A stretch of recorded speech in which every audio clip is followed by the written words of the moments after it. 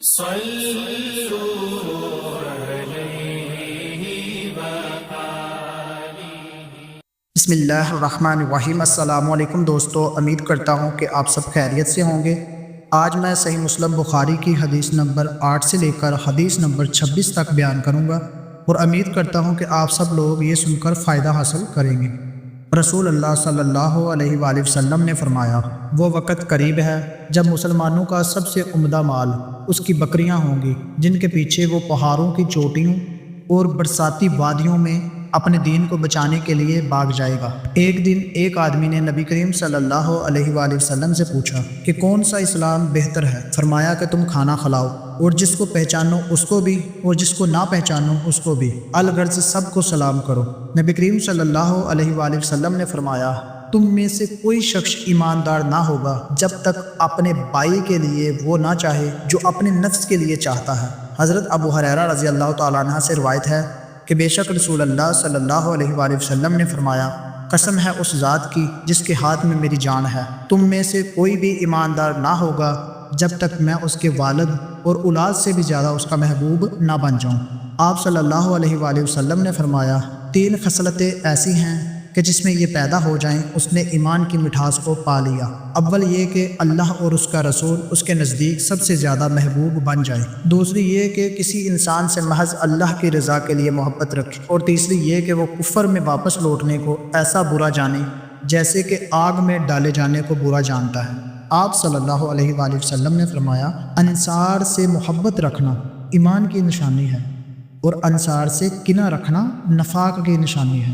رسول اللہ صلی اللہ علیہ وآلہ وسلم نے اس وقت جب آپ کے گرد صحابہ کی ایک جماعت بیٹھی ہوئی تھی فرمایا کہ مجھ سے بیعت کرو اس بات پر کہ اللہ کے ساتھ کسی کو شریک نہ کرو گے، چوری نہ کرو گے، زنا نہ کرو گے اور اپنی اولاد کو قتل نہ کرو گے اور ناعمدن کسی پر کوئی ناحق بہتان باندھو گے اور کسی بھی اچھی بات میں نافرمانی نہ کرو گے۔ جو کوئی تم میں سے اس عہد کو پورا کرے گا تو اس کا ثواب اللہ کے ذمے ہے، اور جو کوئی ان بری باتوں میں سے کسی کا ارتکاب کرے گا اور اسے دنیا میں اسلامی قانون کے تحت سزا دی جائے گی تو یہ سزا اس کے گناہوں کے لیے بدلہ ہو جائے گی، اور جو کوئی ان میں سے کسی بات میں مبتلا ہو گیا اور اللہ نے اس کے گناہ کو چھپا لیا تو پھر اس کا معاملہ اللہ کے حوالے ہے، اگر چاہے تو معاف کر دے اور اگر چاہے تو سزا دے دے۔ رسول اللہ صلی اللہ علیہ وآلہ وسلم نے فرمایا، اسلام کی بنیاد 5 چیزوں پر قائم کی گئی ہے۔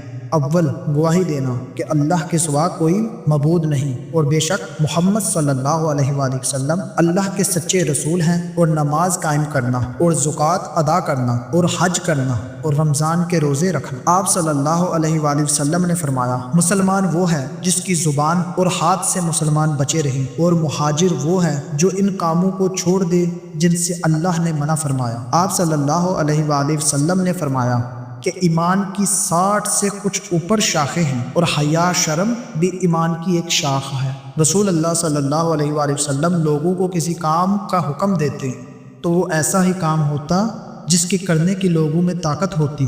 اس پر صحابہ رضی اللہ تعالی عنہ نے عرض کیا کہ یا رسول اللہ، ہم لوگ تو آپ جیسے نہیں ہیں، آپ تو معصوم ہیں اور آپ کی اللہ پاک نے اگلی پچھلی سب لغزشیں معاف فرما دی، اور آپ کی اللہ نے اگلی پچھلی سب لغزشیں معاف فرما دی ہیں، اس لیے ہمیں اپنے سے کچھ زیادہ عبادت کرنے کا حکم فرمائیں۔ یہ سن کر آپ صلی اللہ علیہ وآلہ وسلم ناراض ہوئے، حتیٰ کہ غفگی آپ صلی اللہ علیہ وآلہ وسلم کے چہرہ مبارک سے ظاہر ہونے لگی۔ پھر فرمایا، بے شک میں تم سب سے زیادہ اللہ سے ڈرتا ہوں اور تم سب سے زیادہ اسے جانتا ہوں، پس تم مجھ سے بڑھ کر عبادت نہیں کر سکتے۔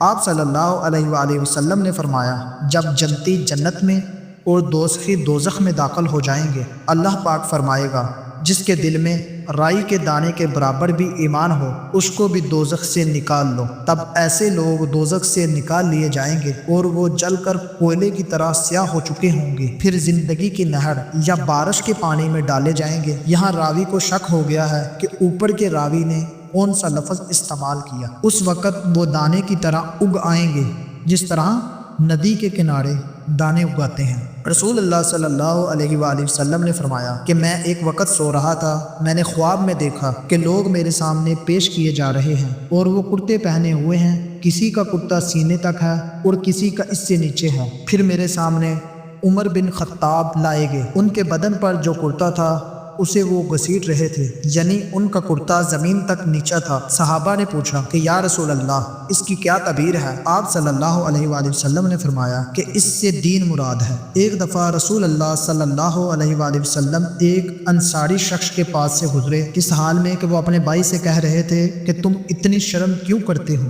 آپ صلی اللہ علیہ وآلہ وسلم نے اس انصاری سے فرمایا کہ اس کو اس کے حال پر رہنے دو، کیونکہ حیا بھی ایمان ہی کا ایک حصہ ہے۔